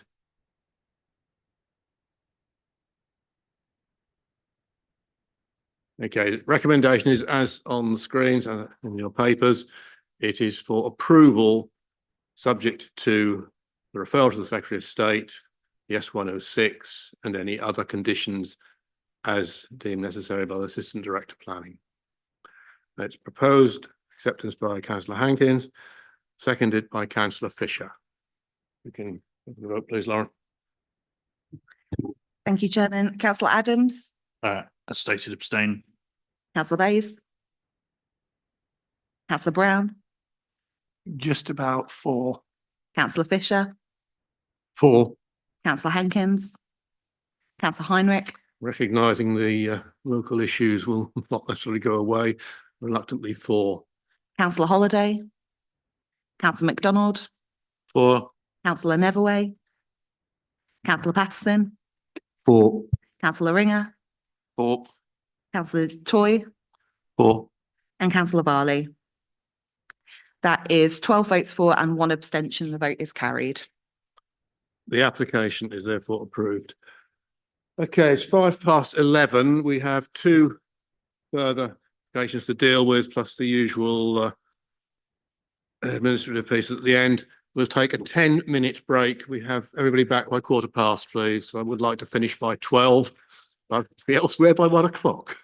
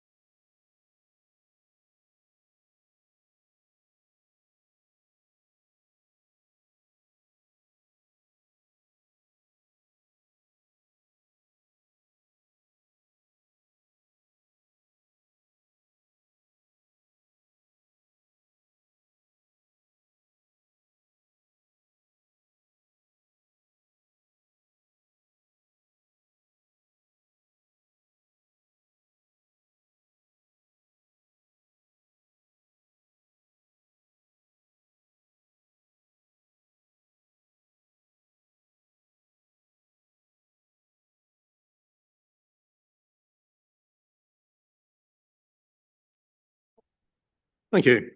Okay, members, we move to our next application at Binham PF/24/0841. You'll recall that this was considered at the previous meeting and deferred to enable negotiations to take place regarding the front extension. I'll ask Nicola Ray to present for us, please. Thank you, Mr. Chairman. Good morning, members. So as mentioned, this application was previously before you in the August committee following calling from the local member over concerns that the proposal was contrary to policy HO8 and also raised serious concerns in relation to policy EN4. The committee decision was to defer the application to allow further negotiation to take place of the plans. These have now been received, and following the publishing of the report, the neighbours have withdrawn their objection, although the parish council concerns are still in place, as shown on page 84 of the report.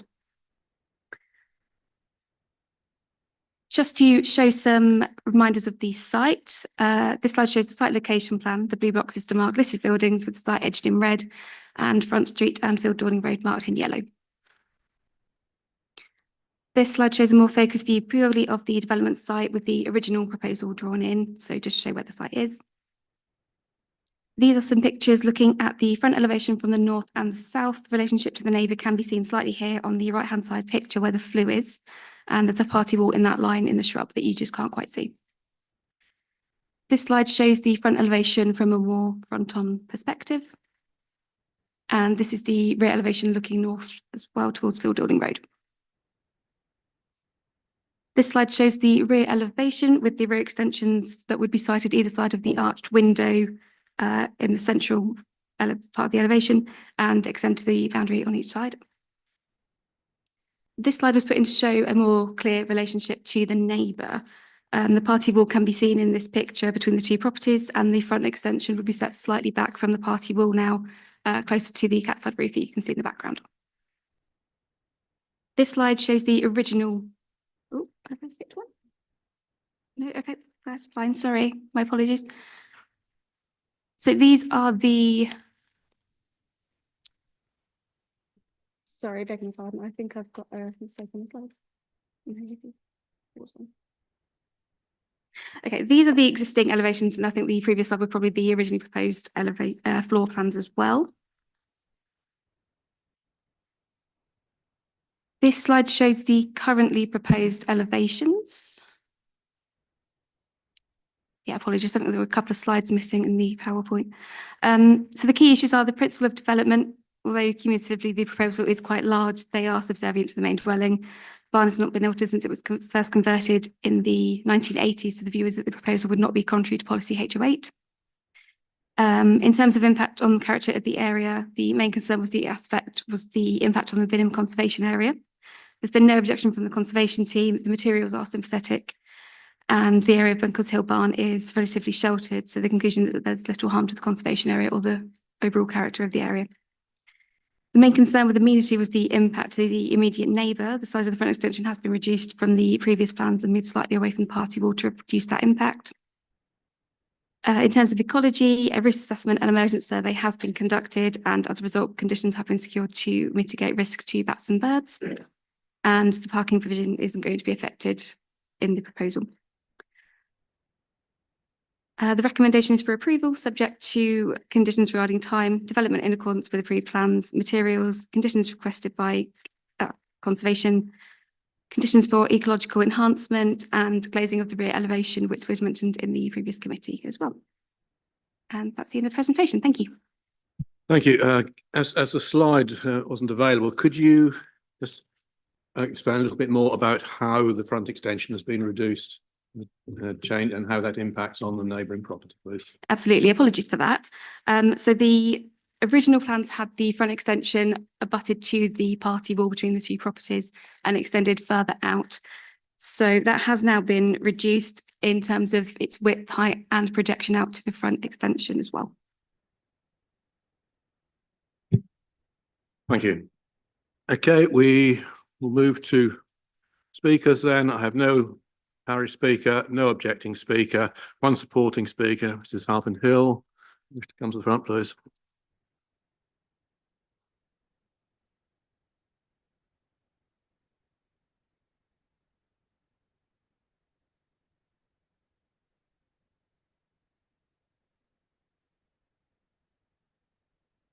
Thank you.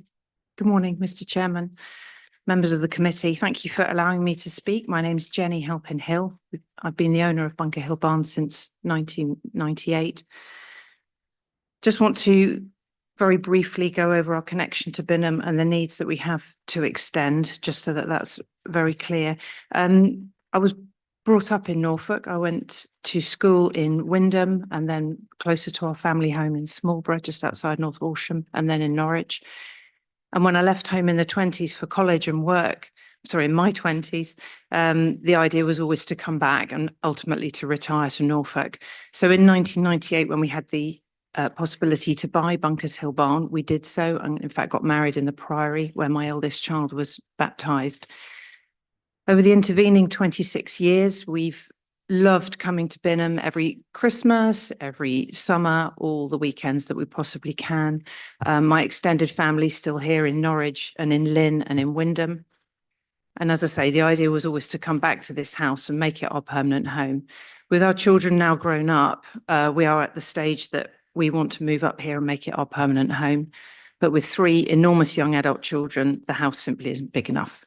So as our needs have changed, we've decided that we would like to put on an extension at the back to make the kitchen bigger where we can all sit and the living space slightly bigger so that the family have all got space to be. And as well to make that living space on the back a flexible living or sleeping area to future-proof the house. I have a degenerative bone condition in my lower spine and my right hip, and at some point it may well be that living downstairs is the best option for us. And hence also the need on the front for that little utility room with a shower. But we don't just want to extend at all costs. The idea is to be very sympathetic both to the house, which is why we're choosing to use materials that should blend the extensions in with the property. They are single-storey extensions with cat-slide roofs, which will have pan tiles that match the house and all local sympathetic materials. As you've seen, we took into account our neighbours' concerns. It's very, very important to us that we stay on good terms with our neighbours. And the only objection that we had was for that piece at the front, which we have substantially reduced, which has mitigated that. So in summary, the only outstanding slight objection is from the parish council, who've got little concern over the impact on the back, which can't be seen from anywhere. The house, as you've seen from the photos, completely surrounds its own garden.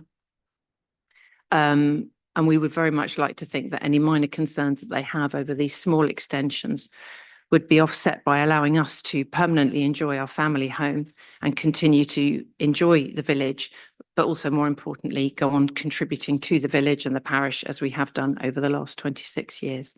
Thank you very much. Thank you. The local member is Councillor Buttercover, who is not able to be with us, but has sent in a statement. So, sure, be read out. So Councillor Bidikover says, my apologies, Mr. Chairman and committee, that I cannot be with you this morning. She says, I would also like to thank you for giving the applicant time to go away and review their plans with their architect and come up with a solution that works for all. She says, having spoken with both the applicant and the objector, I am pleased to confirm I am removing my objection to the application. She goes on to say, I note that the parish council would still like provision made for its dark skies policy where possible, please. Thank you. Thank you. Members, I had Councillor Patterson first and Councillor Adams. Thank you, Chairman. I think if the neighbours withdrawn their objection, I'm happy to support the officer's recommendation. You're happy to propose? Yes. Thank you. Councillor Adams. Yeah, thank you for the presentation and to the speaker, the applicant. So I think as we've heard, the neighbour has withdrawn the objection in terms of the scale. Can we just can I just clarify that the VLT windows has settled the concerns around the lighting? Yeah. Okay. Thank you. So, I mean, I support the principle of changes to these properties with sympathetic changes to establish and improve the amenity function, and on that basis and on the basis of the recommendations, I'll I'll second councillor Patterson's proposal. Thank you. Councillor Brown, do you wish to add anything? Thank you, Mr. Chairman. I think councillor Adams has beaten me to it. I was indicating that I was going to second the proposal, but so I've got Thank you. nothing further to contribute. In which case we will go to the vote, please. Thank you, Chairman. Councillor Adams, Yes, support. Thank you. councillor Vase, councillor Brown, For. councillor Fisher, Four. councillor Hankins, councillor Heinrich, For. councillor Holiday, councillor MacDonald, For. councillor Neville, councillor Patterson, For. councillor Ringer, For. councillor Toy, For. and councillor Varley. That is unanimous, 13 votes for.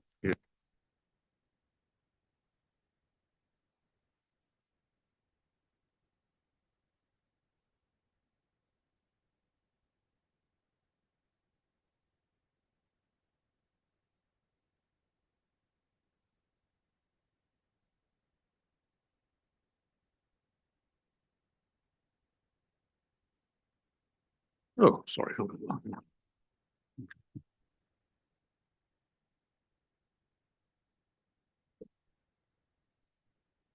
Okay, thank you, Chair. Ready? Thanks, committee. This item is to assess whether or not to confirm a tree preservation order at the old rectory in Edingthorpe. The village is situated between North Walsham and Bacton, and you can see here circled in green the area we're concerning today. I always like to have a look back in time. The historical map explorer, the tithe map, shows some quite ancient ponds there in the north of the site.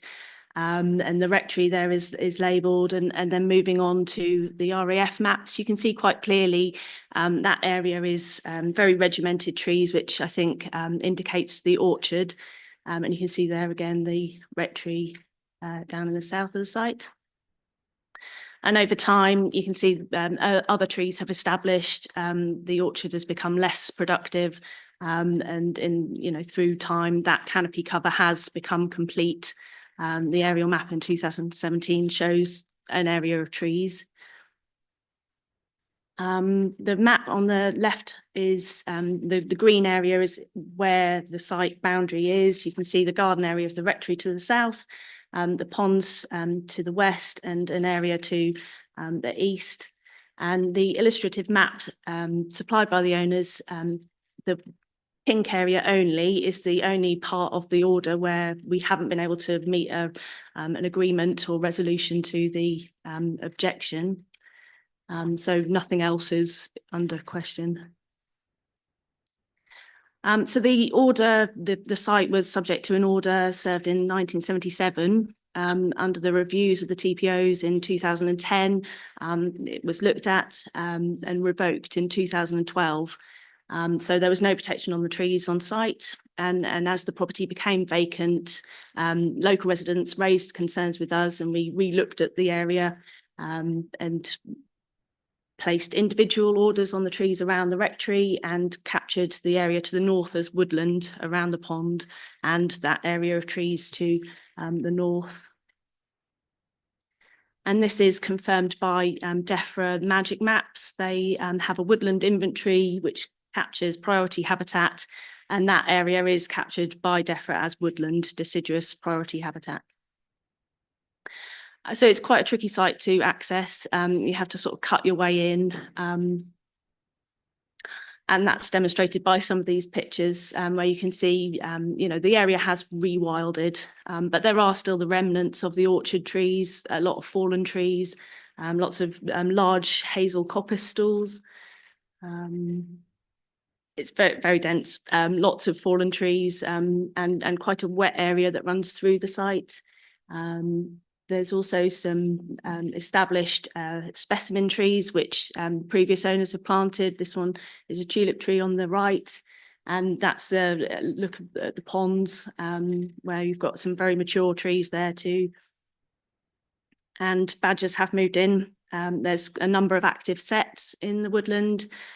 This would be a primary consideration in terms of any planning applications that came forward, that protected species are there present.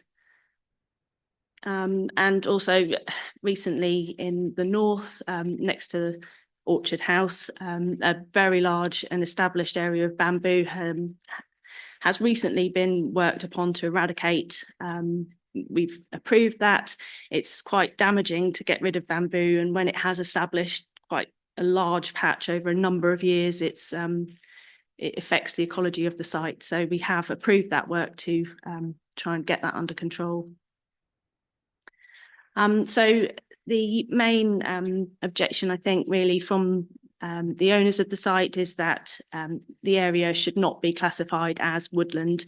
They would prefer it to be groups of trees, individual trees, and the report that's attached to your papers gives an indication from the ARB consultant where they think those groups should be. In our view, it is actually woodland, and that information provided by the ARB consultant doesn't give us enough information to really set out where those important trees are within that area. And obviously, if any planning application did come forward for that site, that scheme would be judged on its merits, not necessarily by the status of the order on the land. Thank you. Thank you. We have no parish speaker. I have an objecting speaker, Emma Griffiths. You care to come to the microphone, please? You have the usual 3 minutes.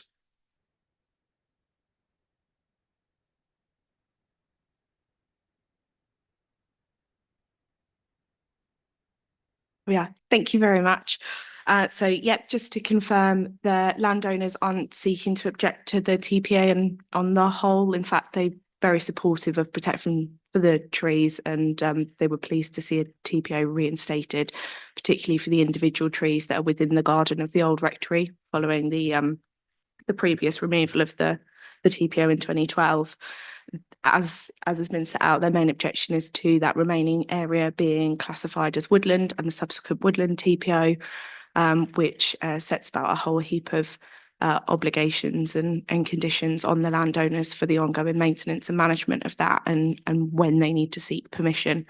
As was stated, they had an independent AIA undertaken on accessing the site. The tree consultant felt that they could understand why the woodland designation had been in place on the basis that he felt that it probably hadn't been visited, and on first glances you could see why that might be the case, but on a more interrogation of the site, he felt that it wouldn't ordinarily be classified as woodland for a whole heap of reasons as set out within that AIA. Completely acknowledge that there are a number of good quality specimen trees in there, particularly the oak and the alder that are located around the ponds to the west, the group of ash trees to the northern boundary, and in particular the 4 veteran field maples to the southeast of the site as well. The landowners would very much welcome TPO and suitable protection for those trees. They feel that that would appropriately achieve the aims of the council in protecting the appearance, the character and appearance of Church Lane, of the views from the public right of way to the north, and on suitably protecting the habitat corridors and the important habitats that are around that pond. It's important to note that the landowners have differentiated between those two parcels of land.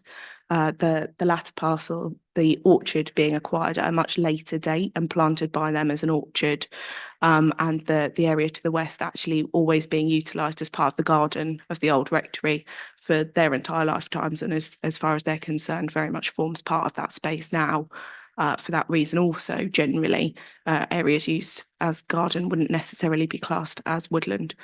So on that basis, the landowners would respectfully request that the council continue to liaise with them and that some further work be undertaken to amend the TPO so as to not impose the woodland condition, but to rather secure appropriate protection for those important trees and groups across the site. Thank you. Councillor Varley.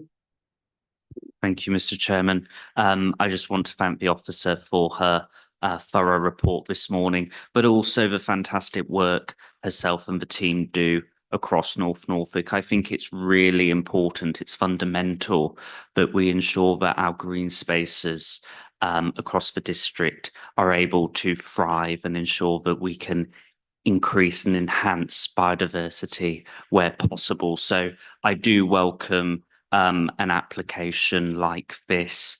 You know, it's quite clear that it's a very special site. There's some very special, unique trees, and they must be protected. So I wholeheartedly support this, and I'm more than happy to recommend approval, Mr. Chairman. So you're proposing acceptance? I am proposing acceptance Okay, thank you. of this. Thank you. Councillor Adams?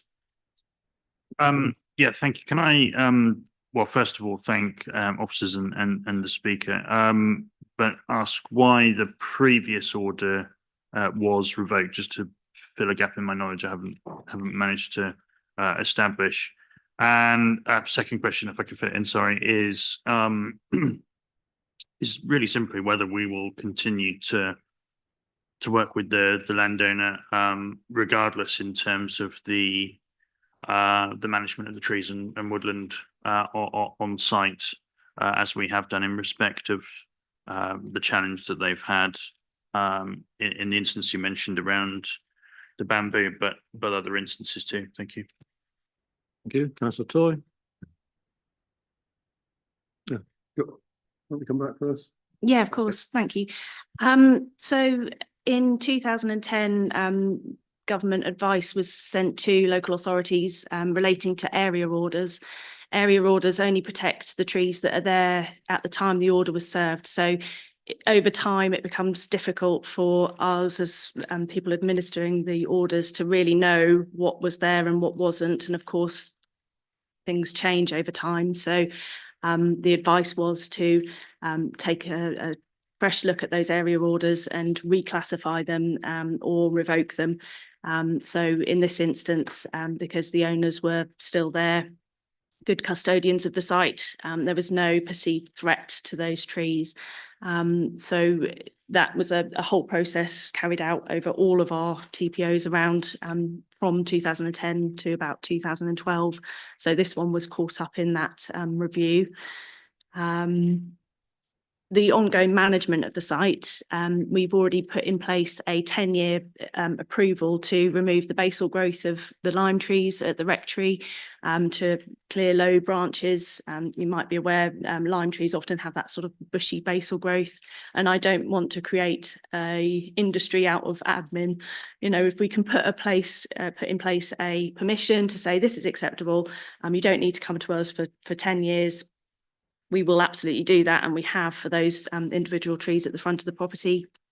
A woodland order doesn't put any extra duties on a owner, and we can put in woodland management plans again to sort of cut down on that admin. So we can say, for example, the coppicing of the hazel can be done every 4 years. You don't need to ask me for that, or other schedules of work. So we're more than happy to work with them to put that in place.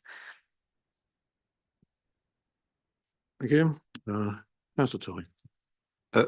My question's just been answered, Mr. Chairman. It was about, you know, that we don't make it onerous, you know, for anybody to, you know, whether it's us monitoring it or for the landowner maintaining it. So, and I think that's been explained by the opportunities there to put stuff in place. So I'm happy now. Thank you. Okay, thank you. Yeah, just one thing that confuses me, and which seems to be part of the arguments put forward, is when is an area like this deemed woodland? I mean, I say that you know, DEFRA Magic Maps states it as woodland, and I probably wouldn't want to argue with higher authority like DEFRA. Don't usually get anywhere. So what makes this woodland? Just for clarity for some members. Sure. So the government have defined what is a woodland. The minimum area should be 0.5 of a hectare, a minimum width of 20 metres, and a minimum tree canopy cover of 20%, although that can go up to 100%. We have measured the area. It's 0.7 of a hectare. It meets the width requirement and the canopy cover requirement. And of course, that is backed up by DEFRA. So we're confident that that designation is correct. Okay, thank you. Anybody? Yes, Councillor, come back. And I guess that as you go forward, there's a chance to review if we do find there are particular specimens and certain growth that's come along that's really not needed. Yes, absolutely. Yeah. Anybody else? Okay, I have a proposer. Do I have a seconder? Councillor Ringer. Okay. Unless anybody else wants to come in, if we can go to the vote. The recommendation is to confirm the TPO. Thank you, Chairman. Councillor Adams. 4. Councillor Bayes. Councillor Brown. 4. Councillor Fisher. 4. Councillor Hankins. Councillor Heinrich. 4. Councillor Holiday. Councillor MacDonald. 4. Councillor Neverway. Councillor Patterson. 4. Councillor Ringer. 4. Councillor Toy. 4. And Councillor Varley. That is unanimous, 13 votes for. Thank you. That is confirmed. Okay, let us move on to the final items on our agenda. Start with item 11, performance management update. Do you have anything to add to this rather good-looking report? No, just, yeah, we're continuing to determine applications on time. So yeah, we've got, again, 4 majors last in the period, decided all within time, 85 non-majors and 98% within time. So that helps our 24-month cumulative figures. We're 100% still for majors and 97% now for non-majors. So we'll maintain our platinum badge. And our appeal decision record, again, is still very good.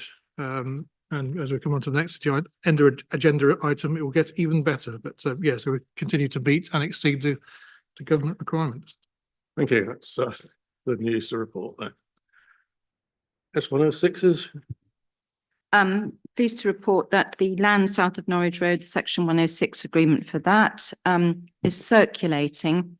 We've been asked just to make a comment about that for the sake of clarity, so that the committee are aware.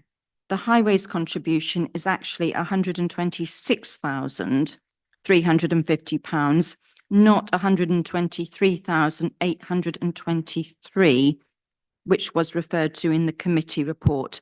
That was the figure given to us by County Highways, 123,823, but that did not take account of the 7 self-build dwellings. So we have been asked to clarify that the highways contribution is actually in the 106, 126, 350. So I've done what I've been asked to do this morning. Otherwise, on the first page for the 106s, all of those are either being signed or completed, which is good news. Agricultural Barns, Oak Road, Dillham has been completed now. And also the section 106 agreement is circulating for land at the street, Swanton Novus. But Broadland Housing haven't yet, although we have agreed to circulate the 106 planning agreement, they haven't yet entered into a contract to purchase the site. And that's the position. We've got about 5 new section 106 agreements to go on the list next month. Okay, thank you. Any questions? No, thank you. In which case we go to agenda item 12. So yeah, so pages 121 to 125 of your report sets out the planning appeals. So we've had, as you can see on page 121, a couple of new ones come in, and we've had a couple come out the other end. So we've had 4 appeal decisions on pages 124 to 125. 3 of those have been dismissed, and 1 was withdrawn by the applicants. So yeah, again, that sort of reinforces that we're generally making the right decisions as a committee and as a council, and being backed up by the inspectorate in doing that as well. And then on page 127 and 128, we've got the list of the enforcement appeals. And again, page 128, 2 decisions issued, both appeals dismissed. So again, that backs up that we are reaching the right conclusions when it comes to enforcement matters as well. Thank you. Thank you. Comments? Councillor Adams?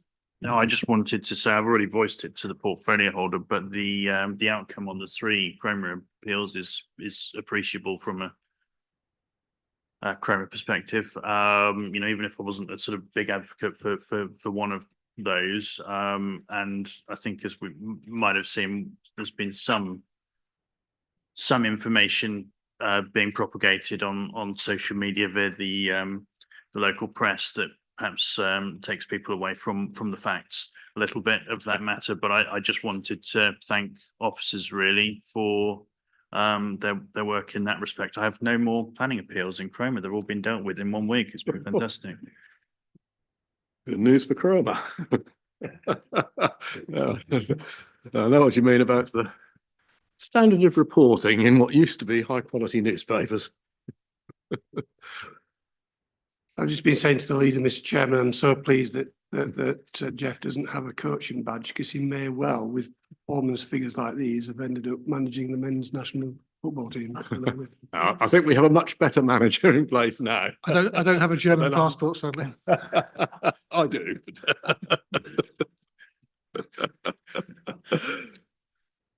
Councillor Fisher, do you want to add anything? Well, just the wells next to sea, the one that I keep going on about, the pizza van. On bottom of page 127, it says the appeal start date is the 31st of the 8th, 23. I'm pleased to report that pizza van is no longer in position. Pizzas are dead. Where is it? Where have they moved to this time, Councillor? It's a shop now. Oh, yes. Okay, if there's no further comments, then I'll close the meeting.